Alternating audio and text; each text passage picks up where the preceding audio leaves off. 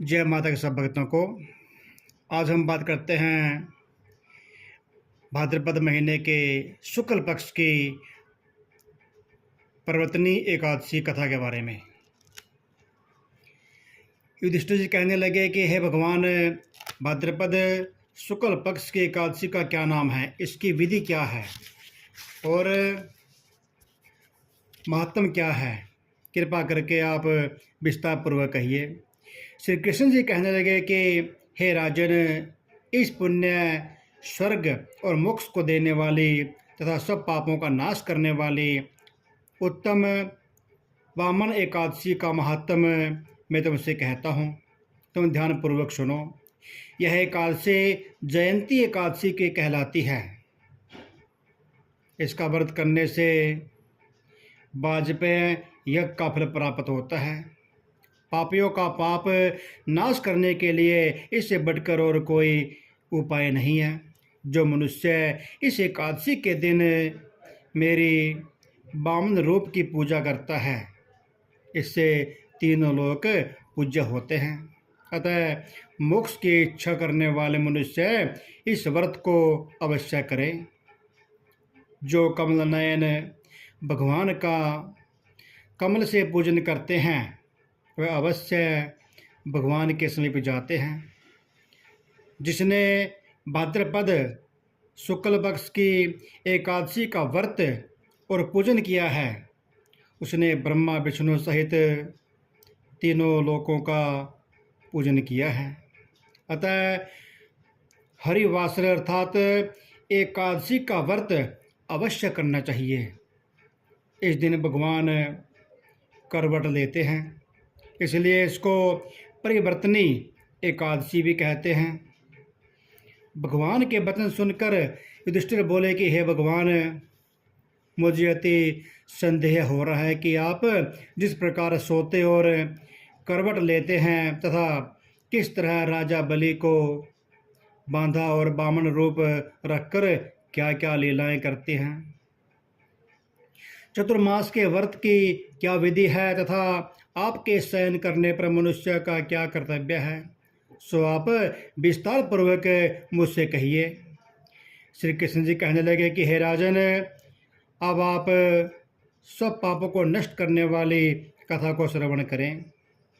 त्रेता युग में बलि नामक एक दैत्य था। वह मेरा परम भगत था। विविध प्रकार से वेद सूक्तों से मेरा पूजन किया करता था और नित्य ही ब्राह्मणों का पूजन तथा यज्ञ किया करता था। परंतु इंद्र के द्वेष के कारण उसने इंद्रलोक तथा सभी देवताओं को लोकों को जीत लिया। तब सब देवता एकत्र होकर सोच विचार कर भगवान के पास गए और बृहस्पति सहित इंद्रादि देवता प्रभु के निकट जाकर और नतमस्तक होकर वेद मंत्रों द्वारा भगवान का पूजन और स्तुति करने लगे।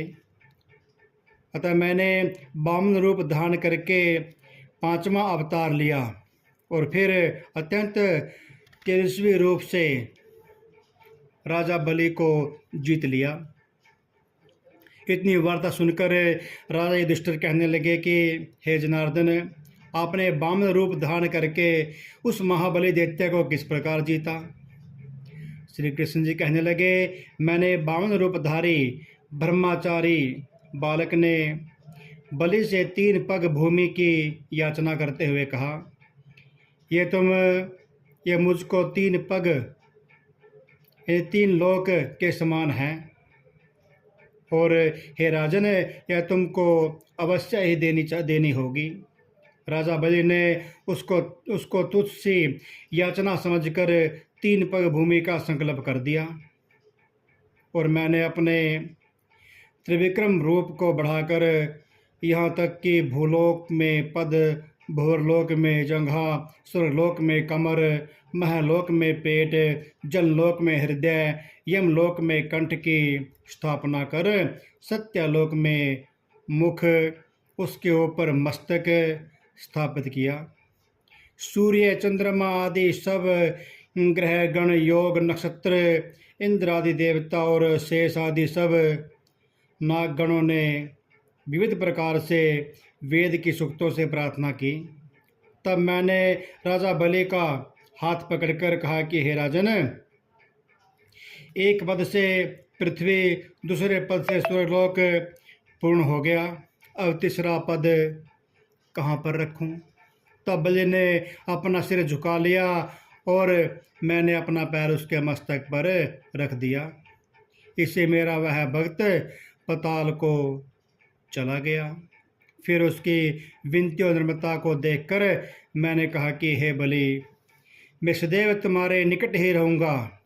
विरोचन के पुत्र बलि से कहने पर वहाँ पर भाद्रपद शुक्ल पक्ष की परिवर्तनी एकादशी के दिन बलि के आश्रम पर मेरी मूर्ति स्थापित हुई और दूसरे क्षीर सागर में शेषनाग के पृष्ठ पर हुई। हे राजन, इस एकादशी को भगवान शयन करते हुए करवट लेते हैं, इसलिए तीनों लोकों के स्वामी भगवान विष्णु का उस दिन पूजन करना चाहिए। तांबा, चांदी, चावल और दही का दान करना उचित है। रात्रि को जागरण अवश्य करना चाहिए। जो विधि पूर्वक इस एकादशी का व्रत करते हैं वे सब पापों से मुक्त होकर स्वर्ग में जाकर चंद्रमा के समान प्रकाशित होते हैं और यश पाते हैं। जो पापनाशक इस कथा को पढ़ते या सुनते हैं उनको 1000 अश्वमेध यज्ञ का फल प्राप्त हो जाता है। बोलो एकादशी महात्म की जय, विष्णु भगवान की जय।